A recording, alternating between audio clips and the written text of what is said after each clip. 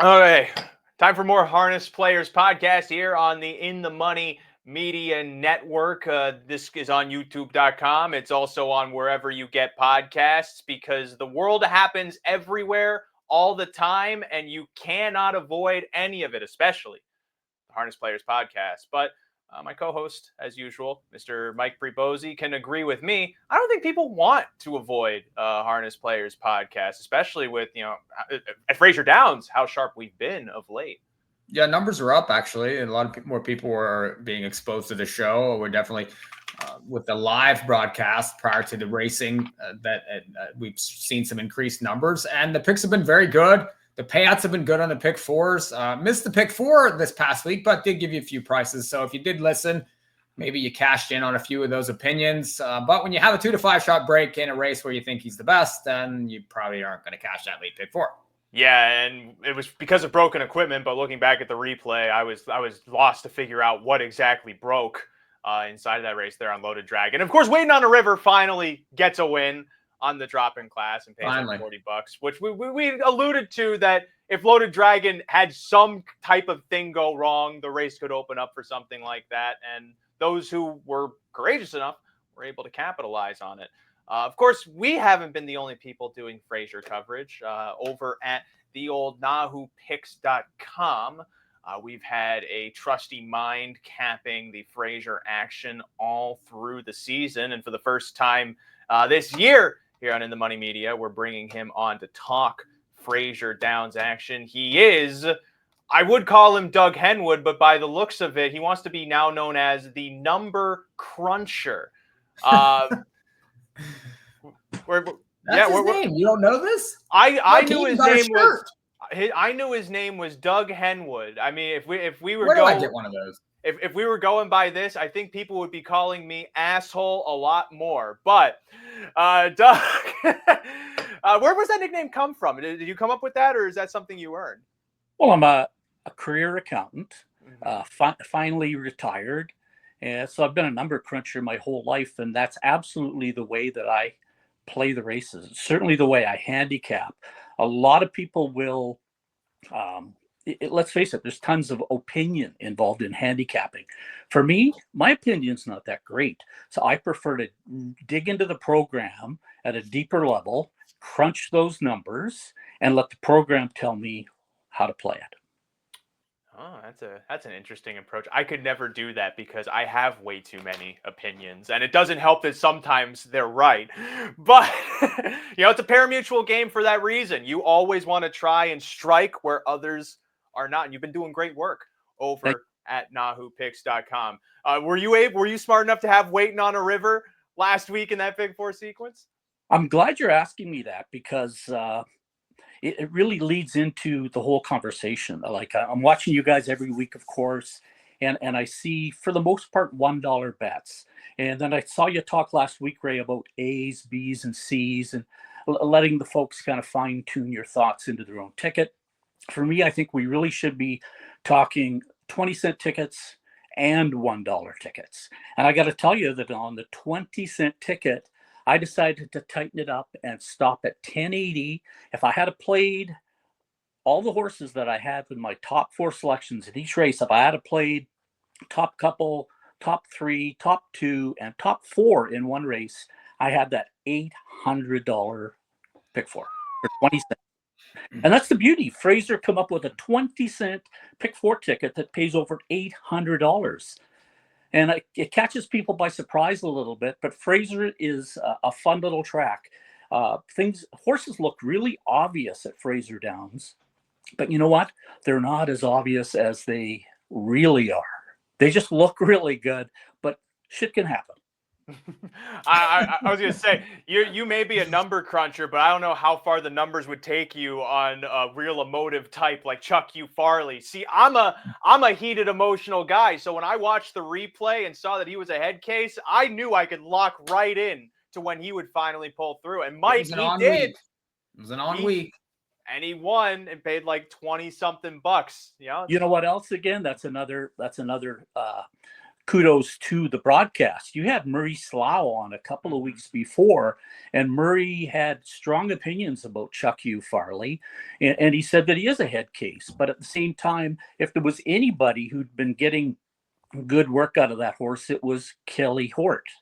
And sure enough, there's been some trainer changes. I think Hort jumped back up on that horse. I had Chuck U. Farley rated third that race, so he absolutely was on my ticket. Unfortunately, I didn't go down the river and ended up short about $800. So I'm not happy about it. Well, we'll see what we can make We'll get of him this this week. sequence. Yeah, because before we start recording, Mike only said a few words. This is a pretty good sequence. Mm-hmm. It is 10 races this week at Fraser. We only got a couple more weeks here, so you got to jump in on Fraser Downs before they go away. And the horses are here.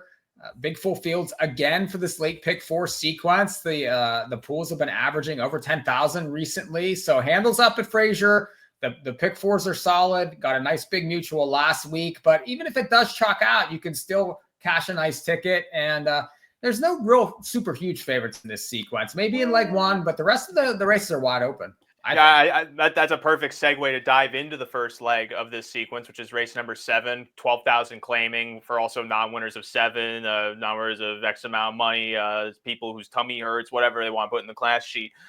Rum and Raisins is finally getting a drop in class after being against the best horses on the ground. So, Doug, this seems like a deciding race in some degrees to the sequence, because if Rum and Raisins breaks through on the class drop as he's supposed to, that definitely makes this pay lower. But, we have Mock Steady who gets a good post again. He's always in a good position, but sometimes short. More Monet's showing new life for the Canic connections, and even they take a lot of money too. So it's not necessarily that this is a walk in the park for Rum and Raisins. Yeah, 100%. I think you hit it right on the head there, Ray. We got Rum and Raisins with the drop. And again, the number cruncher suggests this is a 55-4 front half speed horse. Should be able to get to the front in here. And then from there, and again, pretty obvious. So on my $1 ticket, I am going to key Rum and Raisins. But it's not a gimme. So really, I want 1, 2, and 3 on my 20-cent ticket. Mock Steady, you nailed it. This is a solid 11-year-old campaigner. Really never runs a bad race. And then More Monet. I don't know what they're feeding them in Rebecca Canac's barn, but they all improve. And you'll notice that since she picked this one up, moves it way up from a 5,000 claimer. It loses by a neck in its first start to none other than Tahuya Devil, who's undefeated at the meet. So if you can come a neck behind Tahuya Devil in 153 flat, you've got my respect and attention. So you betcha on my 20-cent ticket, I'm going to go 1, 2, and 3 and be sure I get through. Another possible shakeup, though, inside of this race, Mike. We know Mock Steady likes to be forward. We know Rum and Raisins likes to be forward. More Monet, the same. This could also be a race where you have 3 horses that prefer to be on the front, and that maybe could bring someone else into the mix. Yeah, I do think that Rum and Raisins can win either way, though, and I do think More Monet will go here. That's that horse's best trip.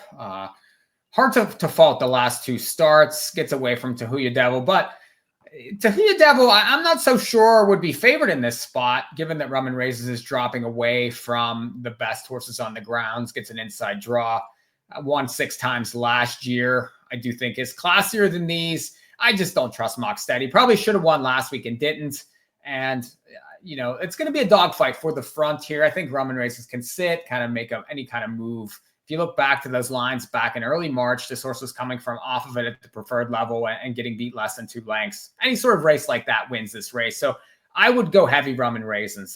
Do I think More Monet can win? Yeah. It's Campbell, it's Canic, it's the top connections. It's either one of those 2, like Doug said, but you sort of have to make a decision here. And I do think that Rum and Raisins would probably take the bulk of my play. Yeah, even though he was first up and folded to finish 5th, beaten 2 lengths, he still came home in a way that probably could dispose of a couple inside of this field. Mock Steady tends to not really have a super good final quarter kick. More Monet, I mean, we're only seeing the level up that we've seen from many other Canic acquisitions, so it's kind of tough to gauge where this horse's ceiling might be from here with just those 2 starts under the belt. So I think the best approach would be to make Rum and Raisins an A, but I wouldn't be opposed to trying to find a meltdown scenario inside of this race because you have the 1 and 3 wanting to be forward. And so that could potentially make things a bit heated. It also depends on then how John Abbott gets away with Rum and Raisins. If he wants to make a quarter move, if he wants to sit and then go first up, who's then on his helmet? Is it someone who can kick home well too? Then that I think also changes the dynamic of the race late. So I think an interesting B would be Buddy Knox with Scott Knight getting back into the bike, was taken back, got a ground saving trip last time in that Dahuya Devil race, finished behind Mormonet, though well beaten, was 4 lengths behind that one. But has shown speed in the past, is maybe not necessarily up to the speed par of others inside this field. If it goes in the 53 range, that's more in this guy's wheelhouse from last season, but maybe it's just been a situation of the trip hasn't worked out for him to race optimally. He's 8-1 on the morning line. He may be able to work into a good position if he's able to find cover to come into and then kick off of it. He could be interesting, but it's a really loose B. If that, I dare even may say he could be a C. I would have an A and a C inside of this race because I am kind of going out on a limb, hinging on his chances of winning purely being that they go way too fast on the front. But with a strong chalk like that, it does make constructing the tickets kind of precarious. The second leg of the pick 4, fairly competitive. I think people are going to go deep inside of this race. It's the Open, the feature on the card, $10,000 purse. And Mike's continual refusal to use "it'll be fine" keeps working in his favor. So it seems, but it's not like the horse. I mean, he was better last week though. West Coast Beach gets a tough draw again. Zilla Katzen, who knows how he steps forward off of that improved win. I could see people really trying to spread here, Mike. Do you? I liked Zilla Katzen last week, and he delivered. Now he had a perfect trip. So that was a key. Campbell finds ways to get perfect trips with these kind of horses, but he is trip dependent versus these types. It'll be fine. He's another one with a perfect trip. Ended up sitting the pocket last time and couldn't outkick the winner there. Really no excuse. And really 3 races in a row, he has had very little excuses while favored or being at the top of the market. So I'm not sure that I want him again. He's just going to continually take his money. I thought West Coast Beach raced really well last week. Had an outside post and, was battled the entire way around the racetrack. Ended up succumbing late, but no disgrace there. I think that they go forward again from this post. The barn certainly we've established is going extremely well. So that one's a must use for me. I could see the 1 also. I liked this horse last week. Outlaw See My Shadow. I do think that he's a closing type in a race that could get hot. He doesn't win very much, at least the last couple years, but he's capable. Was going forward last week didn't have quite the trips that some of the others did in there. He's got an inside post. He needs things to melt down, but he's going to be a price. So I like a little 1, a little 7 in race number 8. There's a part of me that doesn't feel like he needs things to melt down too, because if you watch the replays, he's always moving so powerfully in the miles, and it's just he always has a deficit to recoup that either gets exacerbated by having to swing wide off the turn or other trip factors. I'm in full agreement with you there. I think the trickiest part of this race, though, Doug, is people are very inclined to go ABC inside of here with the 3 chalks because they've been so good at this class. But I don't necessarily know if that's the best approach to take. It's the best to try and cash, but it doesn't seem like the best way to try and cash for a lot. Right. And having said that, I'm with you. I actually went ABCD on my 20-cent ticket. You betcha. I got Zilla Katzen on top. You'll notice that Zilla Katzen had a little pause in its form, and that just coincidentally was when Brandon Campbell was back in Calgary for a couple of weeks. His horse has been lights out with Brandon doing the driving. In fact, I like to, you'll note my marketing this week on my For Winners Only. We'll be talking about Zilla Katzen as the relative of Godzilla. That's really where we go with this thing, because the other horses just better run with Brandon and Zilla Katzen back in top form. So you betcha that one's on top for me. It'll be fine. Just deserves so much respect. Never runs a bad race. Hudon is usually searching for that up the garden trip kind of thing in that passing lane at Fraser, and either the timing works out and he gets by easily, or like last time he actually lost some momentum versus Brandon's outside move. So that's the only reason for the head loss that time. So 5 and 6, but you betcha I'm adding the 7 because I don't want to be beat by West Coast Beach. Lots of talent. And I love one of my favorite horses at Fraser Downs is Outlaw See My Shadow. If we were about 3 years ago, this horse was top dog. And you'll notice a lifetime mark at Fraser Downs of 150-4. This horse can cook, got the rail, only lost by a length and a half last race. It seems to be in good form. So you betcha should be on our 20-cent ticket. And then for dollars only, for just to keep the price of the ticket down on that $1 ticket, I think I'll tighten it up to 5-6 Zillicats and it'll be fine. From my assessment watching that replay, I'm torn.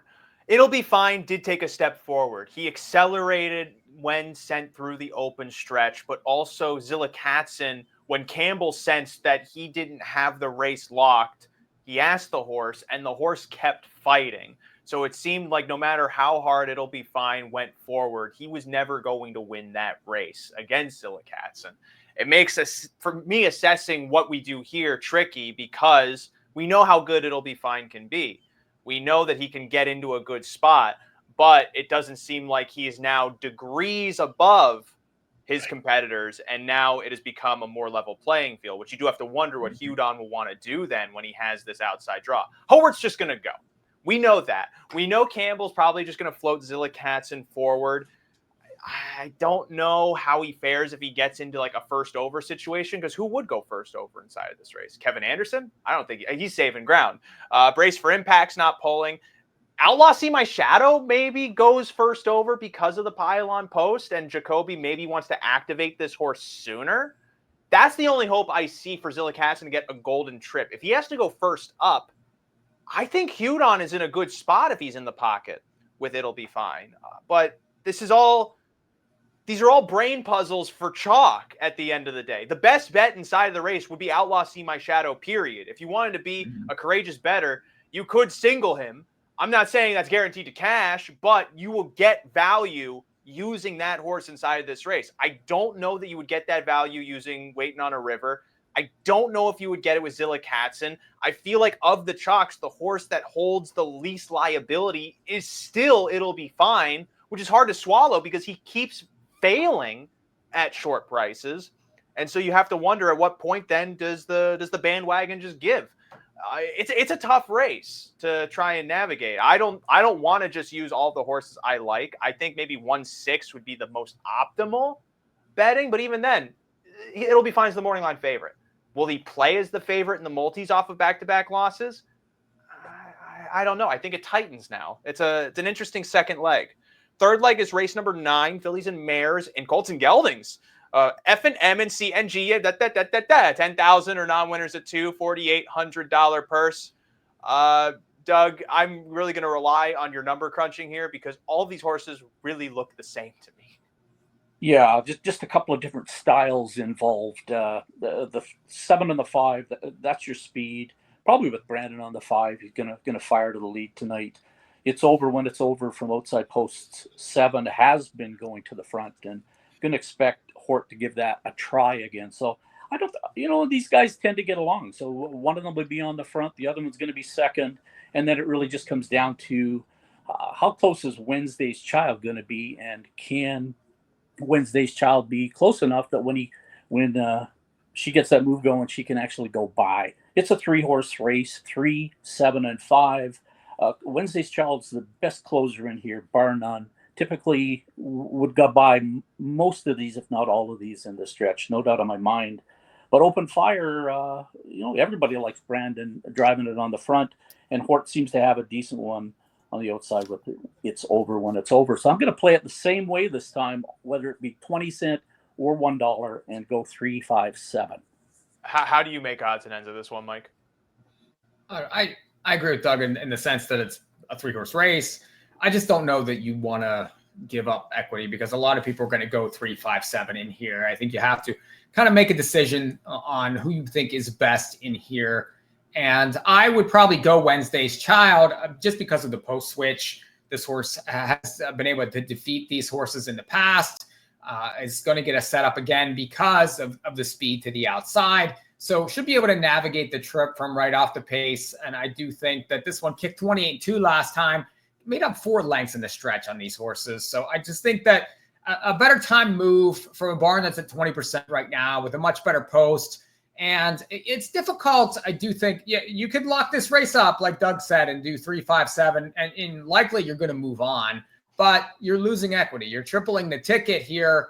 You need to find separators. So I'd be willing to skim down. I think that the 3 is the horse to go with, especially on a dollar ticket, on a ticket that I'm trying to tighten up. And then given the choice of the 5 or 7, I think there's more value on the 7. 2 straight wins. There's no Campbell, though, and Campbell just takes a ton of money. The outside post, the fact that this horse has won 2 straight since showing up, that would be my other horse. So that'd be more a beep type. So heavy 3 and maybe a little 7. Yeah, the appeal of the 7 is if he gets the lead and Hort can cut the fractions as he wants, then that could potentially stymie Wednesday's Child from getting into the race. Open Fire holds no value to me, especially if you look at how that trip worked out last time. He was first up, got the lead, and hung. Mm-hmm. He was ahead in the stretch and then lost the lead to the leader or to the pace setter of the race. Right. And so that to me doesn't really spell too much guts or determination. So even if he just gets a pocket trip and tries to shoot up the open stretch, I don't know that he's one that's going to be able to get by, especially if Hort's able to get the fractions he wants. So I'm in agreement that maybe 3-7 is probably the approach here. I do wonder what to make of Tahoya's Sweet Chloe, though. Not the fastest in the race, but that move he made last time, or she made last time, is interesting in the scope of all of her other performances. Usually she's been forward. Sometimes she goes first up, but from the second tier, got away, and then tried to go first over into the fastest part of the race. Gained ground in a 28-3 sprint. She paced that in like 27 and change, and then came home in 29-1. So that's just about like a 56 back half. It seems like it may have been an improved effort from starts past. What'd you say? I mean, she's 2 for 32. Sure, but she's 6-1 on the morning line in a race that really, I don't know how confident you can be in many of the horses in the field. And she gets a pylon post. Remember when, what's the horse's name? Mont Sinclair, that horse, the horse that Bummy Bumbopple, that won it like 20-1 with the pylon post a few weeks ago. What was that horse's name? I don't know. You don't remember? It wasn't Bummy Bumbottle. I can tell you that. That was the first one that came to my mind. But he was one where he was granted a better horse, but he drew the pylon post either the first or second start in his return, and the pylon post really helped him get into the position. So I'm also using this as a draw angle too. She's going to be in a good spot on the gate. Maybe she's showing a little more. And if you don't want to just use 2 of the chalks, I think she could offer value as a. He has to come home a lot faster against a couple of these horses to win. I feel like if you can go with 27 and change third quarter, as long as you ration your speed correctly, you probably can do something. That I think that at least. I've never been a horse. I don't know how that actually translates in horseology, but that third leg, it can be a mind melder if you really try to dig too deep into it. So we'll move on to the last race. Oh God, you're right. I forgot about the 10th race. It's another condition claim. It's another division of this condition claiming for $10,000, 4,800 on the pace. I remember looking at this race now because I was like, there's no way in hell I'm singling a 10-1 morning line because it's the only opinion I have. Mike, do you have anything here? Well, you want to look at this race. You want to see some horses that have been struggling.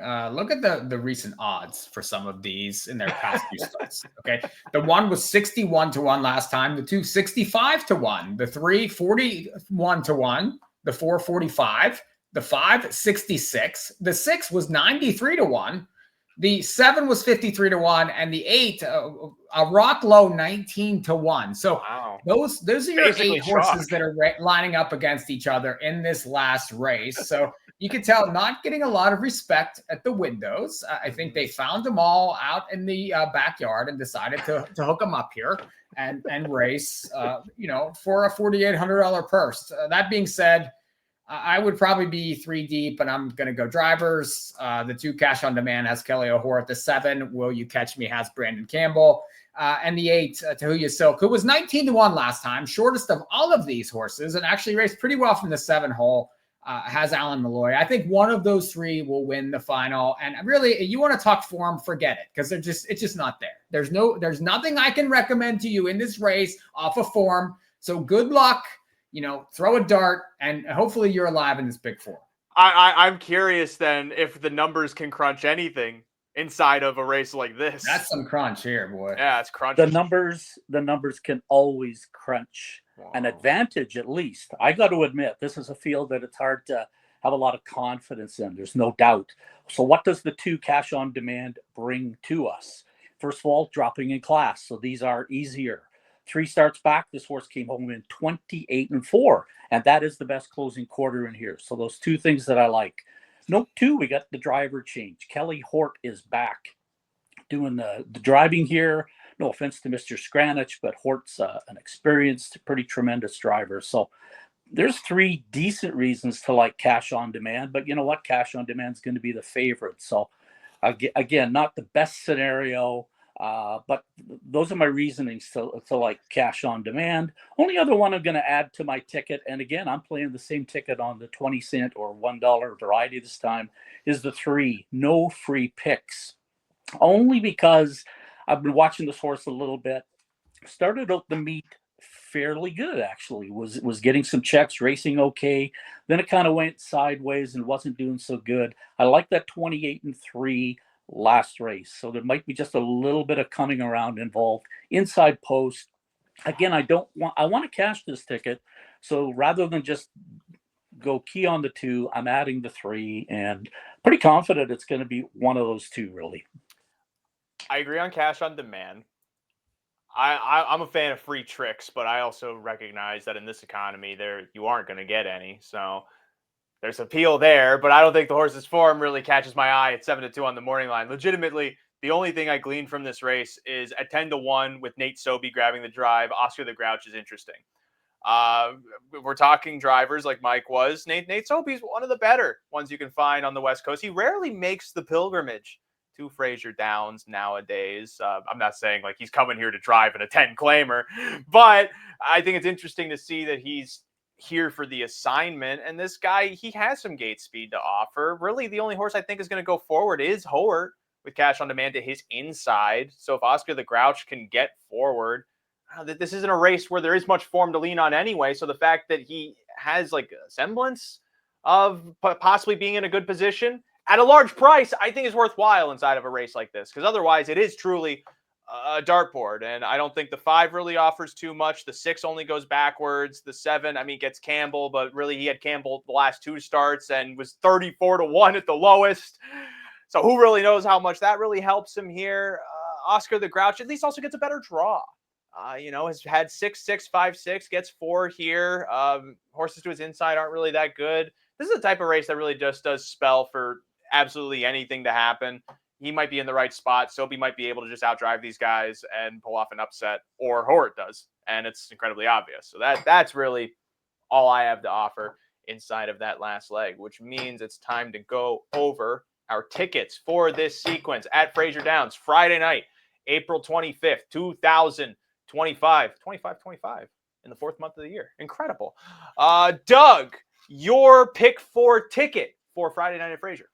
Again, if you don't mind, let me leave you with a 20-center and a $1 version. Go for it. Ticket. 1, 2, 3 in the first, 1, 5, 6, 7 in the second, 3, 5, 7 in the third, 2 and 3 in the last leg. It's $14.40. That's not too much. If we cash this and lose a couple dollars, I'll be disappointed. I think there's a chance to pop in there.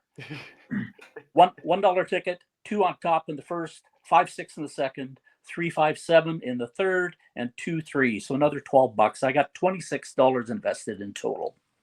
Mike, your ticket. Dollar ticket. I'm going to go with the 2 in the first race, the 1 and 7 in leg number 2. We'll single up the 3 in leg number 3, and then 2, 7, 8 to finish. So $6 for $1. You could add the 7 as a B type in leg number 3 if you wanted to expand. You could add the 3 in that first leg if you kind of wanted to play around with some B tickets. But I think an approachable sequence, be nice to be able to hit it for a higher multiple, especially with some of the horses I have. I do think it's playable. You're not going to get rich over it, but certainly worth looking at Fraser for Friday night. My ticket's shaping up to be leg 1, 2 is my A, rum and raisins. The 6 is my cheeky B. Second leg, I got 1, 6 as A's. I'll put Zilla Katzen as a B because I do respect that he can probably still work a trip and do well. Third leg, I'm 3, 7 on my A's. The 1 is a B. And then the last leg, I'm just 2, 4. So all A's for $1. That comes out to $8. All B's can't be anything because I only have 3 B's inside of the sequence, but bet it as you will, because at the end of the day, we know that the viewers and listeners of the Harness Players podcasts are bright themselves. They know how to cash tickets. And so we entrust thee with the information we've given. Best of luck for the racing action at Fraser Downs this Friday. Thanks again to Doug Henwood for joining us here on the discussion. You can catch his analysis of Fraser Downs over at NahooPicks.com. That's NAHU Picks.com. Of course, you can subscribe to the In the Money YouTube channel. If you're a podcast listener, you just got to open up YouTube.com, click subscribe. We're already closing in on our next goal of 12,500 subscribers. Of course, aided by all of our great Derby coverage. So if you're just diving into harness, but also want some thoroughbred action, you can absolutely find that with all of the Kentucky Derby content on offer here at In the Money Media. And of course, that too also found on our podcast platforms. That does it though for this discussion. We'll be back with more Fraser as their meet for this winter spring session comes to a wrap. You can expect more Harness Players podcast episodes in the future.